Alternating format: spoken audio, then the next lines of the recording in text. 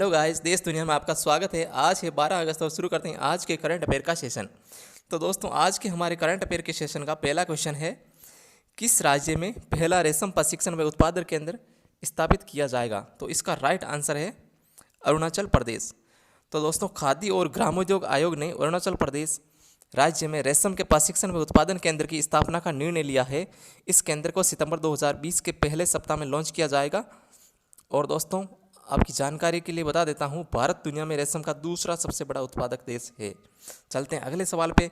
और हमारा अगला सवाल है, भारतीय खाद्य सुरक्षा और मानक प्राधिकरण ने हाल ही में घोषणा की कि स्कूलों और शिक्षण संस्थानों के कितने मीटर के दायरे में जंक फूड और अस्वास्थ्यकर भोजन की बिक्री प्रतिबंधित होगी?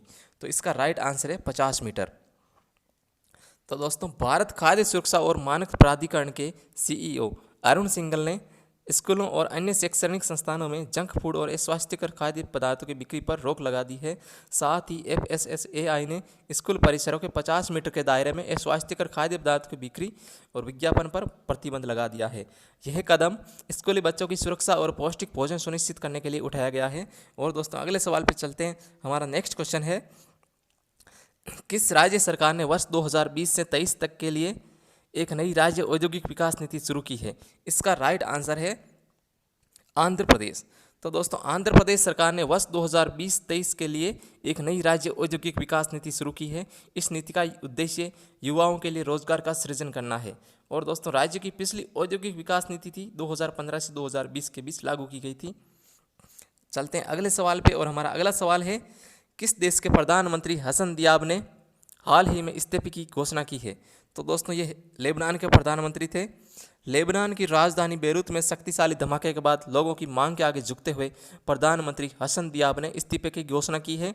लेबनान के राष्ट्रपति माइकल आउन ने प्रधानमंत्री समेत पूरी सरकार का इस्तीफा स्वीकार कर लिया है। हालांकि राष्ट्रपति ने हसन दियाब से नई सरकार के गठन तक पद पर बने रहने को कहा है। ओके फ्रेंड्स, चलते हैं अगले सवाल पे। और हमारा अगला सवाल है, प्रधानमंत्री नरेंद्र मोदी के अनुसार ग्रेट निकोबार द्वीप में कितने करोड़ रुपए की लागत से एक ट्रांसशिपमेंट पोर्ट का निर्माण करने की योजना है? तो दोस्तों, इसका सही आंसर है 10,000 करोड़ रुपए। प्रधानमंत्री ने कहा कि आने वाले समय में अंडमान निकोबार बंदरगाह विकास से जुड़ी गतिविधियों के बड़े केंद्र के रूप में विकसित होने वाला है।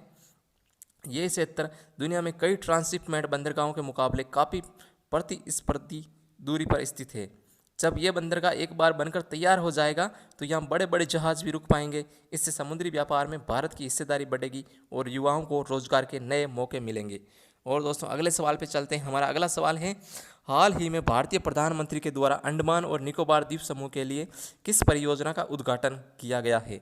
इसका सही आंसर है सबमरीन केबल कनेक्टिविटी योजना। तो दोस्तों, प्रधानमंत्री के अनुसार अंडमान और निकोबार द्वीप समूह अपने सामरिक महत्व के कारण समुद्री और स्टार्टअप हब के रूप में विकसित होने जा रहा है। और इसके लिए सरकार ने इस प्रकार की विकास पहलों पर प्रकाश डाला है। यह पोर्ट ब्लेयर को Swaraj Dweep, Little Andaman Nicobar, Car Nicobar, Kamorta, Great Nicobar, Long Island और रंगत से जोड़ेगी। इस पहल से इन क्षेत्र में पर्यटन को भी बढ़ावा मिलेगा, जिससे रोजगार सृजन में वृद्धि होगी। दोस्तों, अगले सवाल पे चलते हैं। हमारा अगला सवाल है, किस राज्य सरकार ने इंदिरा वन मितान योजना के शुभारंभ की घोषणा की है? इसका राइट आंसर है छत्तीसगढ़। छत्तीसगढ़ के मुख्यमंत्री भूपेश बघेल ने स्वदेशी लोगों के अंतर्राष्ट्रीय दिवस की पूर्व संध्या पर इंदिरा वन मितान योजना के शुभारंभ की घोषणा की। यह छत्तीसगढ़ के वनवासियों का समर्थन करने और आत्मनिर्भरता हासिल करने की पहल है। इस योजना का उद्देश्य छत्तीसगढ़ के अनुसूचित क्षेत्रों उनमें 19 लाख परिवारों को रोजगार के अवसर उपलब्ध कराना है।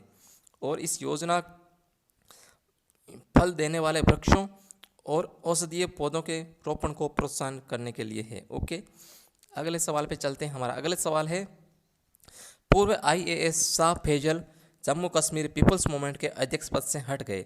तो दोस्तों, IAS थे ये हमारे UPSC के टॉपर थे 2009 के शाह फैजल। पार्टी ने 10 अगस्त 2020 को कहा कि शाह फैजल, जिन्होंने जनवरी 2019 में भारतीय प्रशासनिक सेवा से इस्तीफा दिया था, जम्मू कश्मीर पीपल्स मूवमेंट को त्याग दिया है। ओके फ्रेंड्स, आगे चलते हैं। चेन्नई से अंडमान व निकोबार द्वीप समूह के लिए 2300 किलोमीटर की जलमग्न ऑप्टिकल फाइबर केबल लॉन्च की है। तो दोस्तों प्रधानमंत्री नरेंद्र मोदी ने अंडमान और निकोबार द्वीप समूह के लिए चेन्नई और पोर्ट ब्लेयर के बीच 2300 किलोमीटर लंबी जलमग्न ऑप्टिकल फाइबर केबल लॉन्च की है, जो इन द्वीपों के निवासियों को तेज़ी से इंटरनेट कनेक्शन देगी। इससे द्वीप पर टेली शिक्षा, टेली स्वास्थ्य, ई गवर्नेंस सेवाओं जैसी डिजिटल सेवाओं को बढ़ावा मिलेगा। और दोस्तों अगले सवाल पे चलते हैं। अगला सवाल है, भारत मालदीव ने एडू एटोल में 5 इको टूरिज्म जोन के विकास के लिए अनुबंध किया है। भारत और मालदीव ने 10 अगस्त 2020 को भारतीय उच्चायुक्त सुनील चौधरी की मौजूदगी में एडू एटोल में 5 इको टूरिज्म जोन के विकास के लिए एक अनुबंध पत्र हस्ताक्षर किए हैं। यह इको टूरिज्म जोन भारत द्वारा उच्च प्रभाव सामुदायिक विकास योजना के तहत कार्यान्वित की जाएगी अनुदान परियोजनाओं का हिस्सा है। और दोस्तों अगले सवाल पे चलते हैं। हमारा अगला सवाल है, सेल के अगले अध्यक्ष के रूप में सोमा मॉडल को नियुक्त किया जाएगा। सोमा मॉडल को सार्वजनिक उद्यम चयन बोर्ड ने steel authority of India limited SAIL के अगले अध्यक्ष के रूप में चुना है। उन्होंने 1984 में national institute of technology Rourkela से इलेक्ट्रिकल इंजीनियरिंग में स्नातक किया था और नालको में ग्रेजुएट इंजीनियर ट्रेनिंग के रूप में अपना करियर शुरू किया था। ओके फ्रेंड्स, अगला सवाल है, ईसर जज एहलुवालिया ICRIER के अध्यक्ष पद से हटे। 15 साल तक पद पर रहने के बाद ईसर जज एहलुवालिया ने think tank Indian council for research on international economic relations के चेयरमैन पद से हट गए हैं और अगले चेयरमैन होंगे प्रमोद बशीन। और दोस्तों अगले सवाल पे चलते हैं। हमारा नेक्स्ट एंड लास्ट क्वेश्चन है, मोहन बागान के पूर्व कप्तान मणि तोबी सिंह का मणिपुर में निधन हो गया। तो दोस्तों भारत के पूर्व अंतर्राष्ट्रीय खिलाड़ी और मोहन बागान के पूर्व कप्तान मणि तोम्बी सिंह का 39 वर्ष की आयु में 9 अगस्त 2020 को मणिपुर के इम्फाल के पास उनके पैतृक गांव में निधन हो गया। उन्हीं ने 2002 के बुसान एशियाई खेलों में भी भारत का प्रतिनिधित्व किया था। ओके फ्रेंड्स, मिलते हैं अगले वीडियो में, तब तक के लिए टाटा बाय बाय।